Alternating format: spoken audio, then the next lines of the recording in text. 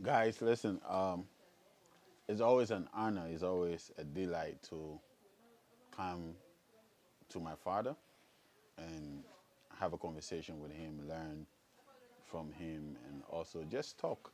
That's what we always do. I remember one of the last conversations I had with him when I came to his place was actually reported to YouTube.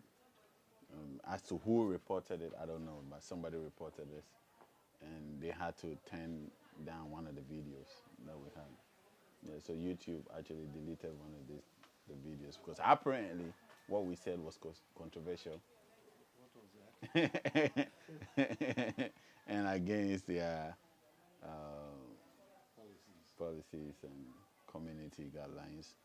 And I know it was a bit political, and I'm just saying since somebody might have watched it and reported it, that is how come. So I just,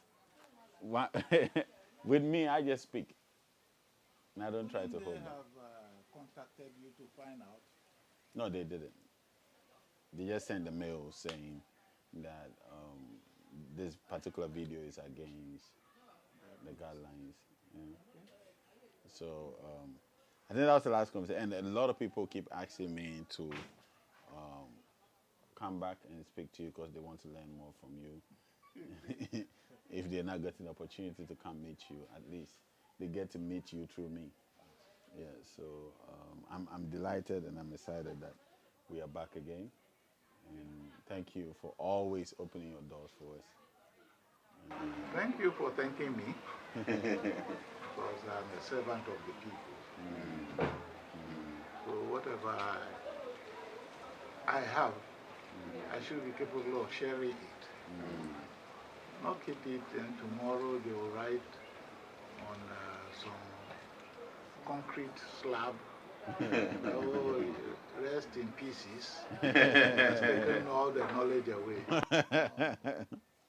We'll share it. Yes, yes. And what most people don't know is actually the assignment we've been on since October, Okay. from the 25th all the way to the 21st. Oh, wow. From the 25th. Oh, so we came there on the 25th, all the way to the 27th. Oh, wow.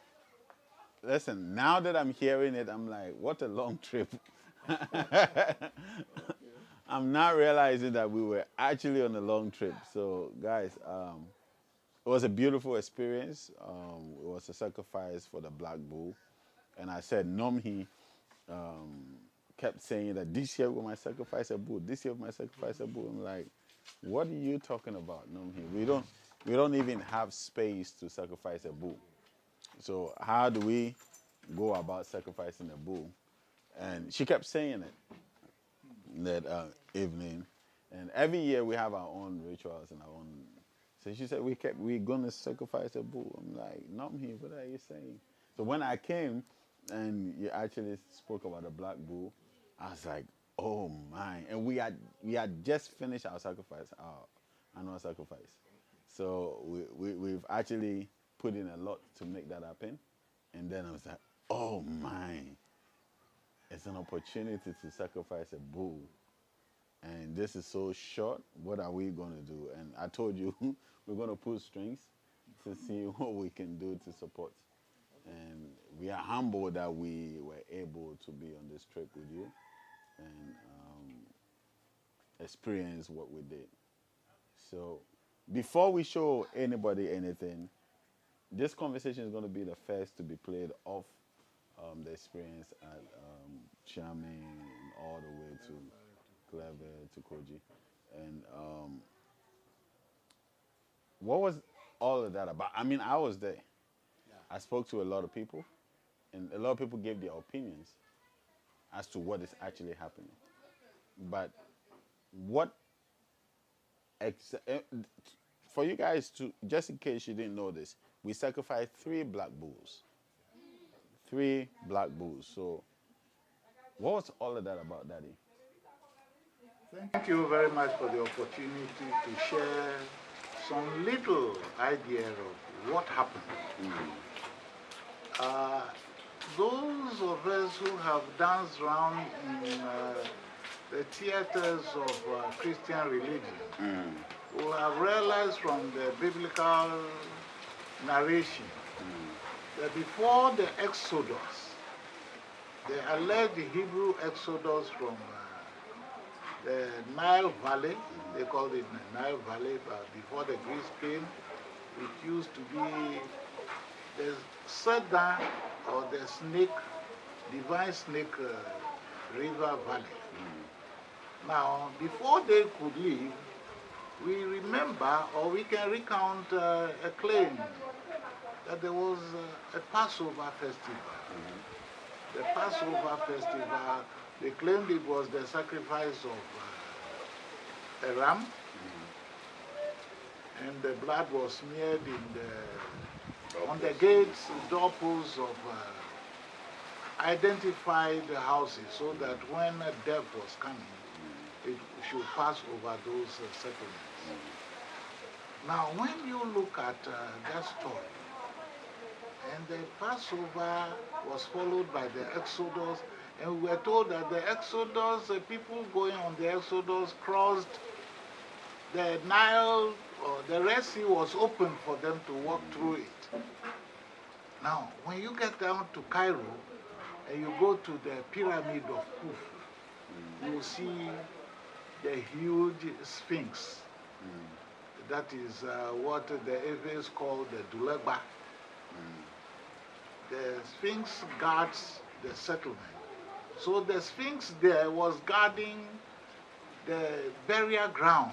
It's supposed to be the burial ground of the Pharaoh, Khufu, and the two others. And it's been narrated in some of the write-ups that when you are passing by the Sphinx will ask you a question. If you are not capable of answering correctly, then you will know that you have signed your visa or your certificate to go to the other world. You must be capable of answering the question correctly. Now, when you look at the Sphinx, it has the attributes which Herodotus describe about the inhabitants of that area. It had the broad nose, the thick lips, the bulgy eyes, the fan-like ears. The people possess the powers of divination to interpret the will of the Creator. So when you look at these things, you will see that it matches the description of those who lived in that place. And they were the blacks. There had been a vast amount of argument as to who were those there. Then in the tomb of Pharaoh Ramses III, one comes across the wall painting done by the ancient Egyptian artists or the Kemetians. They identified themselves as belonging to racial group A, was the black man. Racial group A. A. Similar. Why that phrase? No, they divided humanity into four parts. So you have the racial group A, being those who identify themselves as being the ancients on the land the Greeks decided to call Egypt. Then you had group B, who were the Indo-Europeans. Then you have the group C, the other Africans. And if you look at the picture of the other Africans with those of ancient Egyptians, you see that they are all the same. But the other Africans were further down. They will say they were down. But what is coming out now is the turning of the map of Africa upside down. The south, they would literally be up. The south has become the north, and the north has become the south. But we know that water bodies, rivers, they always flow to the south. So if the Nile is coming from the tropical region and flowing into the Mediterranean, then the Mediterranean should be the south, and not the north. But today, we have been made to accept that it is the north. So no problem. Because the mountains are down south, down the present south, and the sea is to the north now. So with that one, but the sea should always be at the south. The south.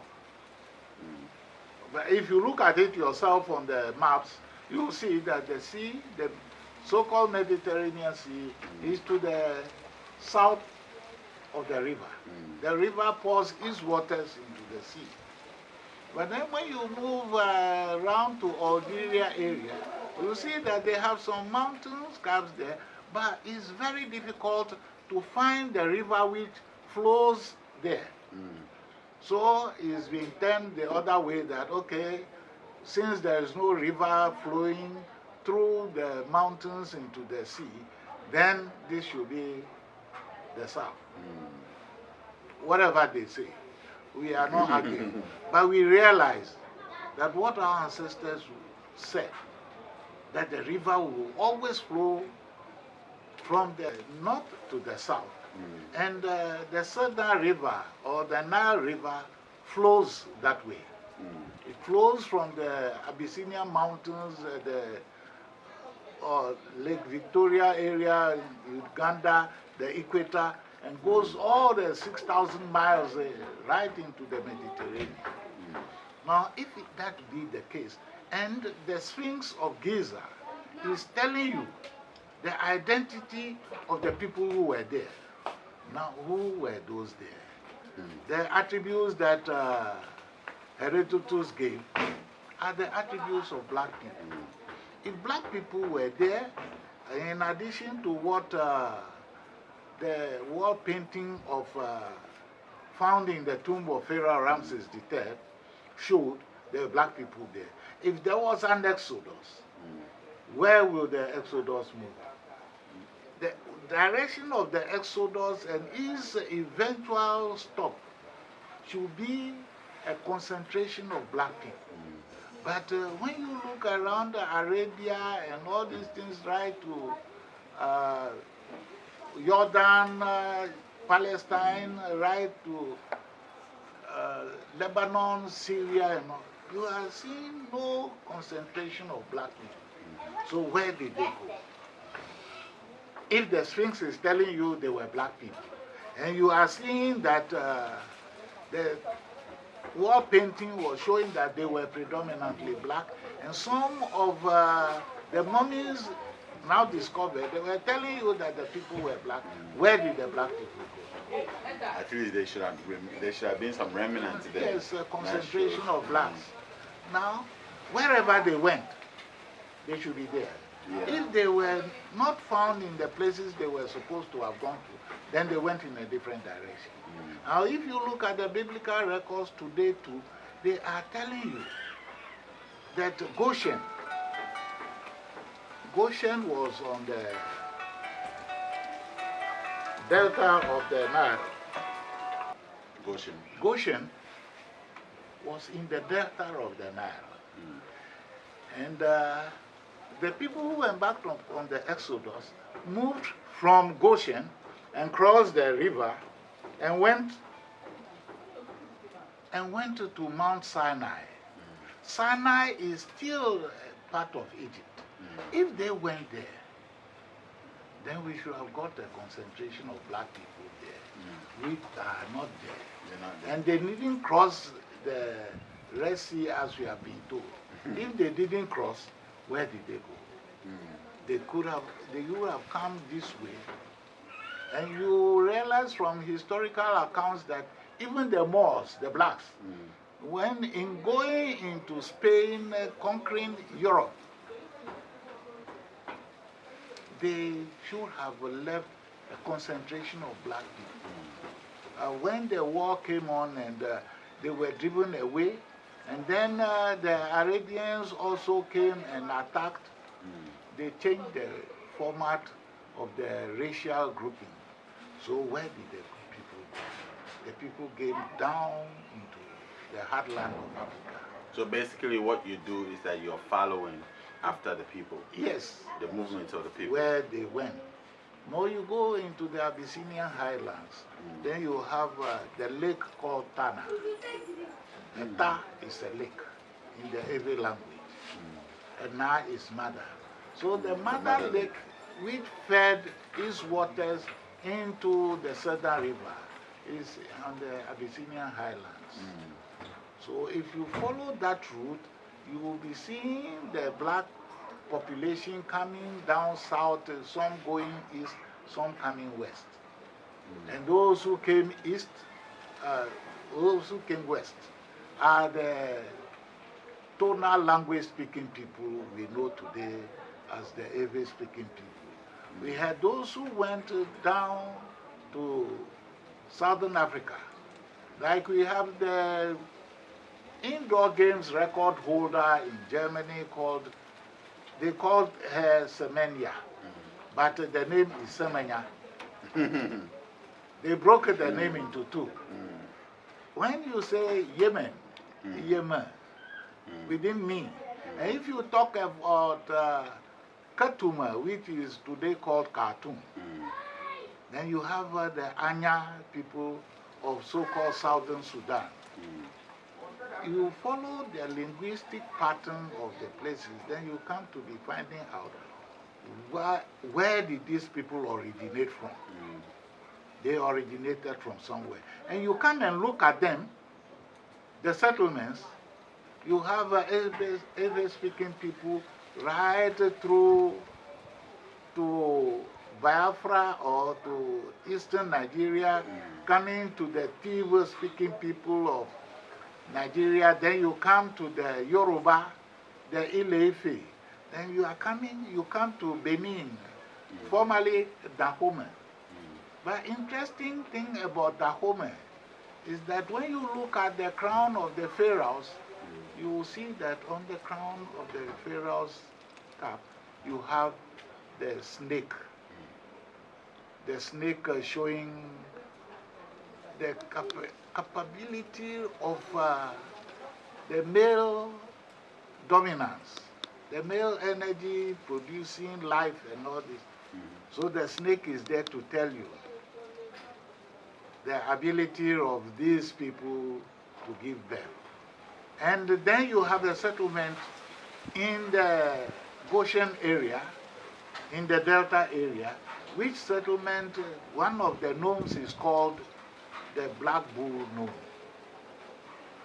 Wait, so the whole time, I'm just quiet, just listening to you, right? Okay. Because you're pouring down history, you're pouring down Yes. fact, and I've had tons of questions to ask, right? Okay. But you have gone all the way back to the very question I asked you, the Black Bull. Yes. So that the whole time that's where you were going? Yes. We were talking about the Black Bull Festival. Yes, Daddy. So what was the Black Bull Festival? Where did it originate? And why was it the Black Bull Festival? Well, the white man said in the bleak midwinter, frosty winds may blow and all these things. If the habitation, those who were inhabiting there were blacks, where from the bleak midwinter? Then when the black people are celebrating or doing anything, they don't need any bleak midwinter. So when you come to realize that even there was a place, and the Sphinx is telling you about black people, all the drawings and everything, they were telling you about black people. So what is it? What will they sacrifice? And they sacrificed an animal. But they are not telling us which type of animal, except giving us the impression that there was a bleak midwinter. So when you come and see that there is a location, a place actually called the Black Bull Gnome, then you start finding out. Was it the black bull which was sacrificed there? Today, the French people claim that there was a sacrifice, the offering to the sun god in the temple of Luxor, which they claim is the ritual of the sun god, and they called it the solar lumiere. But you will realize that the French people are supposed to be white people. If they were white people, they could not have been in the Nile Valley or the Southern River Valley. If they were not there, what is it that they have taken over, claiming it to be theirs, and they do all the nasty things they can do. And we who are supposed to have been there, or who were there, whose ancestors came out of the wall painting found in the tomb of Pharaoh Ramses III, and some of the mummies which have been discovered, showing that black people were there, then where did we come from? So the sacrifice before the Exodus was the sacrifice of the black people, and the black people sacrificed the black bull from the black gnome. Wait, so guys, this impromptu, I'm in a conversation with one of my elders, right? He's a father to me, and he's somebody I really admire and love. And this not announced, nobody knows I was going to do this. So we are live on Instagram as well. Okay. Yeah, so what I'm going to do is that if you guys have any question to ask our father, our elder, our leader, Osofo, Tobe, Tobe, Kofi Ahadzi, Osofo Kofi Ahadzi. If you have any spiritual question, any historic question, anything about moving down from Egypt all the way to Ghana, how we are the original people who occupy the lands of Egypt, any question around those areas, you are definitely welcome. And I never actually thought to do this, but today I decided to go live. He didn't even know we're going live because we're actually shooting. We're recording the cameras. You can see. Let me show you guys.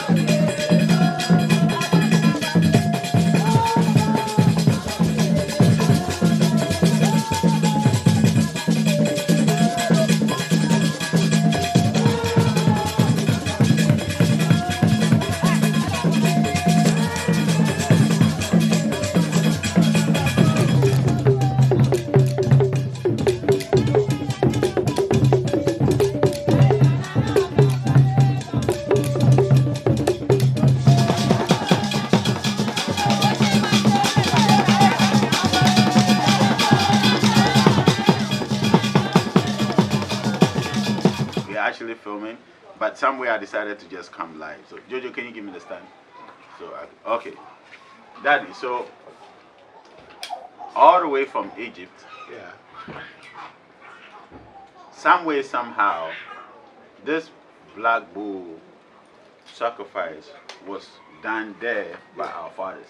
And it's funny how you mentioned the Algerian regions, because I'm a hunter. My mom is a hunter. My dad is fancy. So I know, and I'm from the royal house. So, and I know our people came straight down from Algeria to Ghana. That's our history. So when you mention those regions, I'm like, yeah, definitely. We were in Egypt. We are actually the people occupying those lands. How did all of this get messed up into the sacrificial lamb, Passover lamb? The bull? Yeah, because if it's a bull, how have we been taught all this while that it's actually a lamb that was sacrificed on the day of Passover? Now, then you will have to try and find out who wrote that story, that a lamb, and who was present. You will realize from the biblical accounts that God was supposed to have created a man, and later on realized that there was the need for a woman. And then you ask yourself. He created a man first. Yes, he was supposed to have created a man. Forgot he had to create a create woman. But all others were created male, female. Everything else had a male and female. But in the case of man, he forgot to create. Only a man who was created. Then when he remembered, then he made the man, he allegedly made the man to sleep. But then, if that were true, God made a mistake, but God is not supposed to make a mistake. Yeah. And he couldn't have created male, female dog, male, female goats, and all these things. Even male, female ants. Everything. But he forgot to create a female of a man. For the man. Then, as if he had run short of creation material, then he made the man go into sleep. That's what is being recorded. But then, the question arises, if God created the first male or man, who was there to have recorded all the things that God was supposed to have done? And he put it into the book of Genesis. But he's God. He could have taken all the records himself and later to whom? Revealed to the first man. Revealed to the first man. Okay. Now, assuming that were correct, in the case of Moses, we were told that the mother gave birth to him, put him into a basket, and dumped him into the Nile River. And the Nile carried this basket with Moses and brought it close to the palace of the Pharaoh. Who recorded that one? Who also saw? Who also saw? Moses was a baby. Yes. And he was laid in a basket. Maybe he had a sharp memory. As a baby? Yes, he had yesterday I was in the house of a young lady who could remember as far back as when she was 0 years old. So maybe, just maybe. Mystically? No, she can literally remember. She can remember as far back as she was not even 1 year old. So maybe Moses was able to remember. Beautiful, that's a beautiful argument. But then, you read in the Bible also that Moses, in that infant state, when he was taken from the river and sent to the palace of the Pharaoh, he could remember that one, assuming he was remembering that one. But at the time that Moses died and was being laid to his final resting place, how did Moses record that one in his books? I think that one is recorded that it was Joshua. Joshua was the one who he was the one that continued from where Moses left off. And still it is part of the writings of Moses. I mean, these are some of the arguments that will come up. It's an assumption that Moses actually wrote all those things. Then why did we stop it first at the 5 books of Moses, then continue from the 5th book? We have the 6th, the 7th, the 8th, the 9th, the 10th, the 11th, and the 12 books of Moses. Okay, who recorded those ones? So, Daddy, somebody just asked about cleansing. If you ask him about cleansing, I think send me an inbox and we'll do that. Jojo probably might be upset with me right now because this is not part of the plan. But if you want to know about cleansing, just send me an inbox. You want to do spiritual cleansing, and I'll make sure that is done for you. So, the question is, who was there? I mean, obviously, yes. When you want to not be led by the Spirit, but be led by your mind and your brains to function, to try to read into what is presented to you as a spirit, you obviously find all the loopholes that exist in the Bible. So, except you are reading from the Spirit, that you not find the loopholes. Okay. You get what I'm saying? When Alexander the Greek went into Egypt. Not the Great, the Greek. How great was he? Okay. I mean, we all know the name as Alexander the Great, but I'm here the Great. The Great is an English title. Oh, okay. Yes. Oh. So who was he? Oh, I get Before it. He was assumed to be I get it because English came later. Yeah. Right? So it was an addition to The name. That wasn't actually his title. It was actually Alexander of Macedonia. Now, then they brought in the Great. Then he went around allegedly conquering countries. But he couldn't conquer the Persians. It was the Persians who drove him out. Now, as if Alexander, when he went, what did he do? He went to the shrine of Ammon in the Libyan desert. Ammon, which is Amin. Yes. Which is the same Amen they say in the church. Yes. So what did he go to do there? Okay, I'm just putting my 2 cents to it. So Alexander went into the cave of Amen or Ammon. Obviously to pay homage.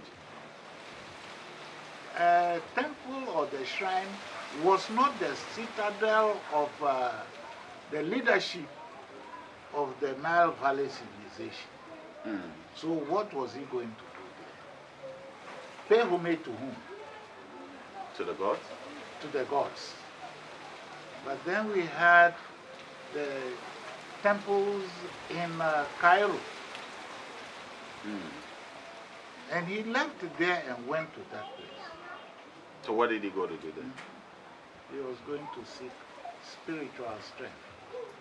Wait, Alexander, Yes. now you're saying the Greek, Yes. went for spiritual strength? Yes. Really? What else could he have done in the shrine? Maybe you are the spiritual master, you can tell what he No, did there. let's don't pay attention to daddy. I am not a spiritual master. I'm learning from the fathers. Wait, so, but he's white. Why is he going to? White? I mean, according to what we've been told. Yes, that's what we've been told. You realize that they said even ancient Egyptians were whites. Yeah, They but gave that, us that one. we know the It's not original true. people were blacks. Yeah. So Alexander, just like Yeshua ben Yosef or this. Oh and wait, Christ, so are you when saying? he came there? Are you saying Alexander? Well, Alexander was black. Who were the Hellenists?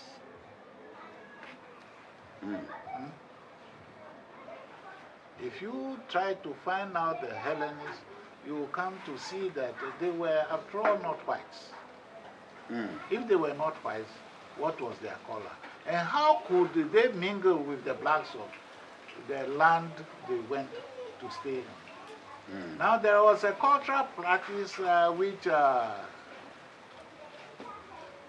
Ptolemy Philadelphus embarked upon. You see that the first wife of Ptolemy Philadelphus was Asinor. Then, said the practice of the Egyptians was what Ptolemy Philadelphus followed. The cultural practice of the king marrying his biological sister. So Ptolemy Philadelphus married his own sister, Asinor VII, because that was the cultural practice. There was nothing wrong with it. There was nothing wrong with it. What was wrong with it? That was the culture. Now, to the Ewe community, until the colonialism came around to be changing the practice, the Ewe community, when you are born as a male and there is a female born after you, there is a name they call that female after you. The name, the title given to that female after you implies that that female is your wife. The female that comes After you is your wife. So this is Not before strong. our cultures were tempered with Or by these. tempered, destroyed. So when you Because say wife, is it literally a wife that can perform wifely duties, or just That a was- title given? No, that was what Ptolemy Philadelphus did, except that he didn't have a child with his wife Asinor VII. He had a child with Asinor the third or the fourth. But Asinor VII, who was his biological sister, they performed all the roles of man-woman relationship. But she didn't live Ptolemy Philadelphus with a child. So in that case, they have copied the culture. And even up till today, there are certain societies which still pursue that one. What have we done? We were told that those were backward cultures we shouldn't follow. Today, what are we seeing? We are being told that a man can marry a man. A woman can marry a woman. That one is acceptable. Wait.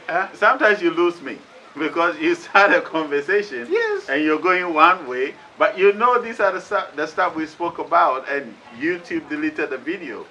Oh, I see. Now you are telling me it was because of that. What is true must be told. People must not gag us.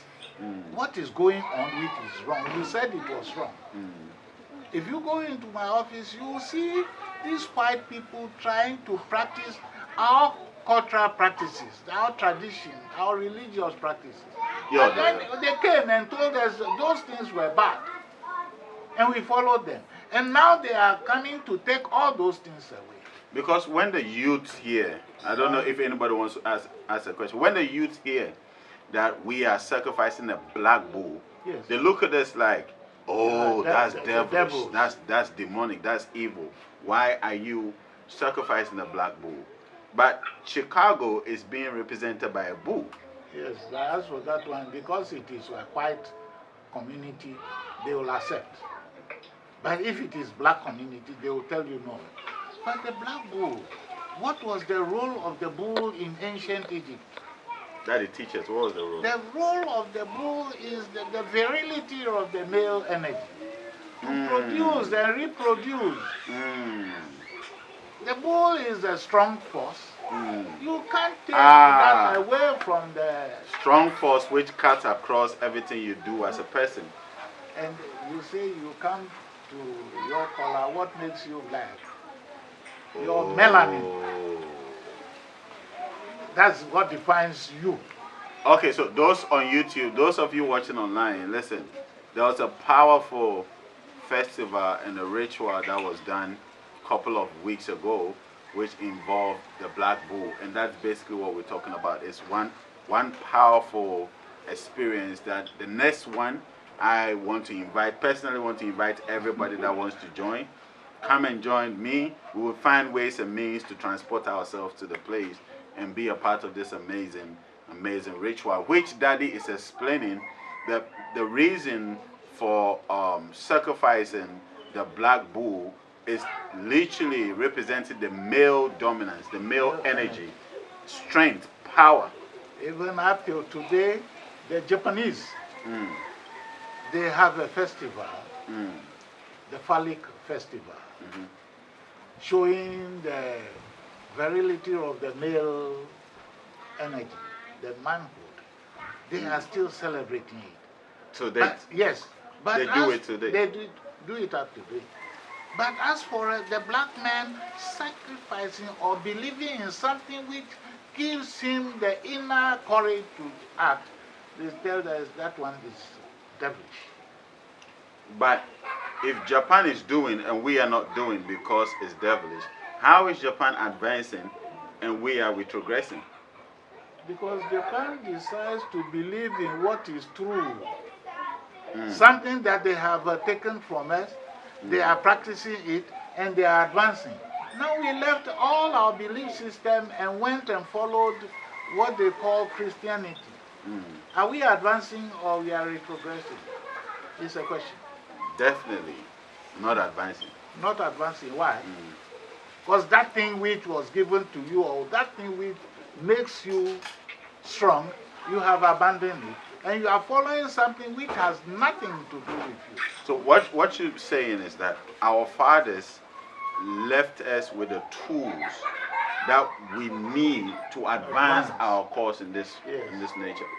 In some way, somebody showed up at our shores and misled us and misguided us from going after what our fathers left for us.